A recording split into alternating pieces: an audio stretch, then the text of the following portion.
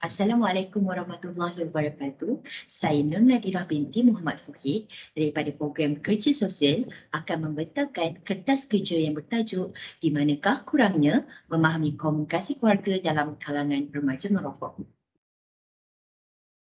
Di dalam kertas kerja ini mengandungi kandungan seperti abstrak, pengenalan, tinjauan literatur, metodologi, definisi komunikasi keluarga dalam remaja merokok, kajian literatur mengenai komunikasi keluarga dan remaja merokok, teori pembelajaran sosial yang digunakan di dalam kertas kerja ini dan akhir sekali rumusan.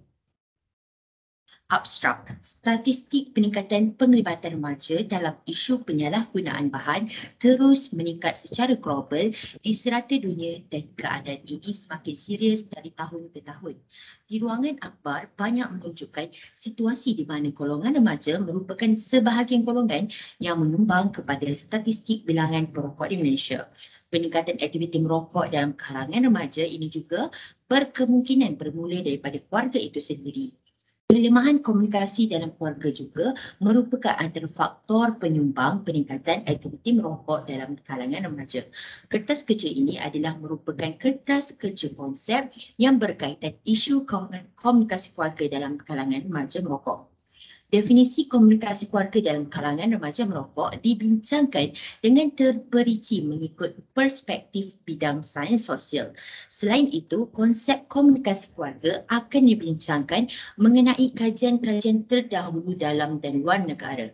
Teori pembelajaran sosial yang diperkenalkan oleh Bandura telah dipilih dalam memberi kefahaman tentang tingkah laku merokok yang ditunjukkan oleh remaja dipelajari daripada pemerhatian dan peniruan daripada orang sekeliling. Adalah diharapkan ibu bapa yang mempunyai anak yang masih remaja dapat lebih cakna dalam isu merokok sebagai satu benteng pencegahan.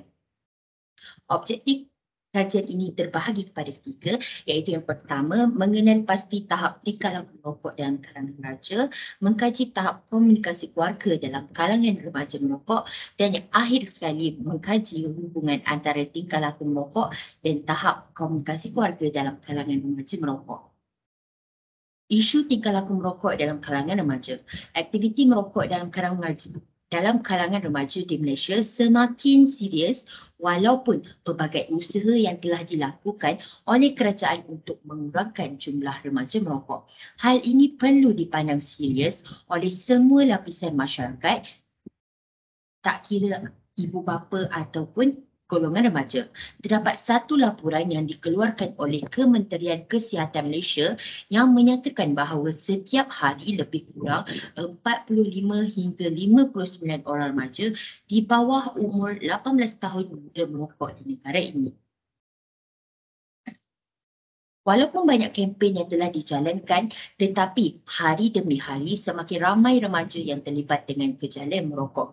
Kita semua maklum bahawa gejala merokok bukan sahaja satu gejala yang tidak sihat, tetapi boleh mendatangkan penyakit yang berbahaya kepada perokok dan boleh menyebabkan kematian. Menurut KKM, iaitu Kementerian Kesihatan Malaysia, sebanyak 4 juta orang meninggal dunia setiap tahun akibat merokok. Antara penyakit yang berbahaya ialah kanser paru-paru, bronkitis, stroke dan banyak lagi. Paling dirisaukan juga ialah gejala merokok ini juga boleh mengganggu kesihatan orang lain yang terhidup asap rokok. Metodologi, seperti yang saya maklumkan, kertas kerja ini merupakan kertas kerja konsep yang khusus bertujuan untuk memahami pola komunikasi keluarga dalam kalangan remaja merokok. Sehubungan itu, kajian-kajian terdahulu diteliti untuk membincangkan definisi komunikasi keluarga dan tingkah laku remaja merokok. Kajian literatur berkenaan komunikasi keluarga dan tingkah laku merokok dalam kalangan remaja serta teori yang dipilih iaitu teori pembelajaran sosial yang diperkenalkan oleh Albert Bandura, dan skop kertas kerja ini adalah mengkhususkan kepada golongan remaja merokok yang terlibat dengan tingkah laku merokok. Definisi komunikasi keluarga Menurut F. Pramono et al. 2017, iaitu komunikasi keluarga ialah hubungan atau komunikasi interpersonal yang tahan lama, iaitu intim dan nyata. Hubungan kekeluargaan sangat mempengaruhi mental dan fungsi psikologi serta kesejahteraan.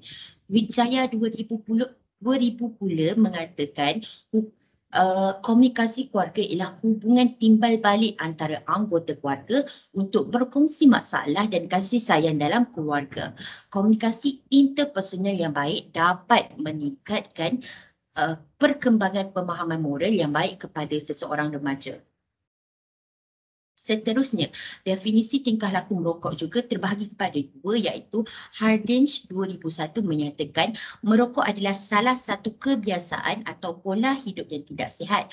Beliau juga menyatakan bahawa perbuatan merokok bukan hanya menyebabkan berbagai penyakit, malah dapat meningkatkan jumlah penyakit lain. Sitope 2005 menyatakan tingkah laku merokok adalah suatu tingkah laku yang melibatkan proses membakar tembakau yang kemudiannya asapnya dihidap menggunakan rokok ataupun pipa. Tingkah laku merokok bukan hanya ada dalam kalangan orang dewasa namun juga pada kalangan remaja.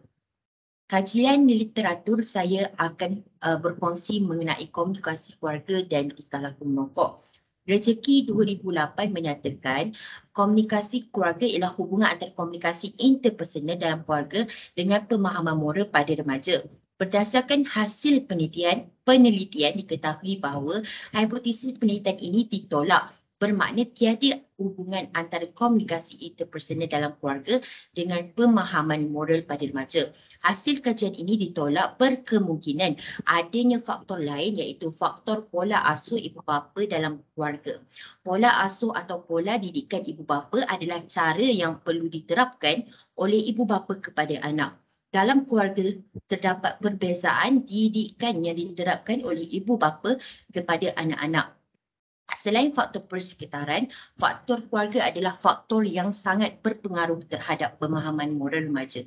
Yusof 2006 juga telah menyatakan ada beberapa faktor yang berkait rapat di antara pemahaman moral remaja antara konsistensi dalam mendidik anak, penghayatan dan pendidikan agama yang kuat dan sikap yang ditunjukkan oleh ibu bapa kepada anak-anak.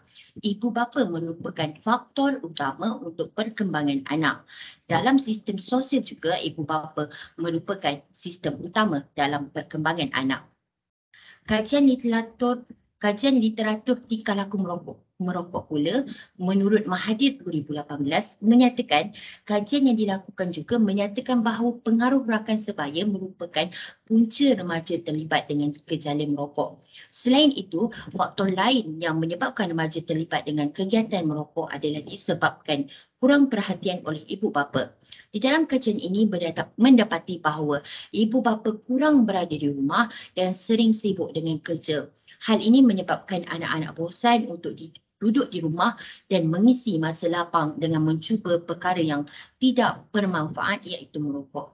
Kurang perhatian oleh ibu bapa terhadap anak-anak menyebabkan hubungan anak-anak dan ibu bapa menjadi renggang.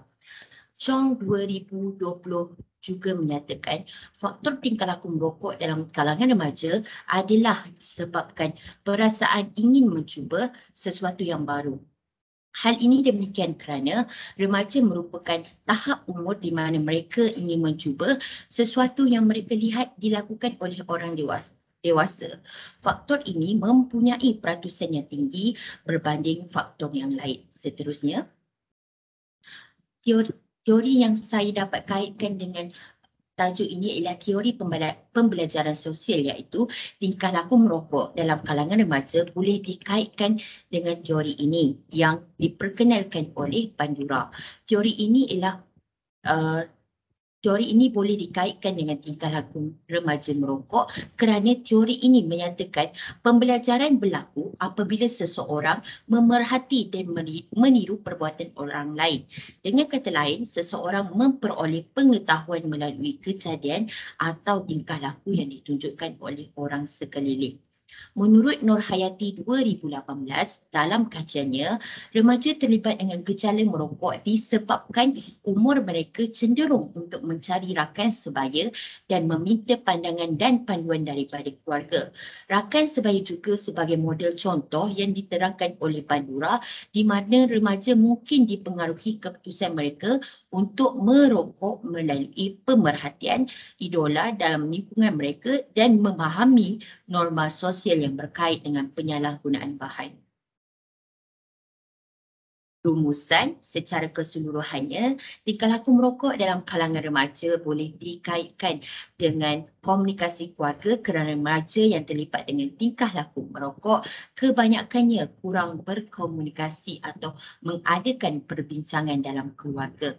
Peranan ibu bapa sangat penting dalam perkara ini untuk memastikan golongan anak-anak khususnya golongan remaja tidak mudah bergaul atau terlibat dengan aktiviti yang tidak berfaedah seperti aktiviti merokok yang boleh mendatangkan kemudaratan dalam golongan remaja. Sekian, terima kasih.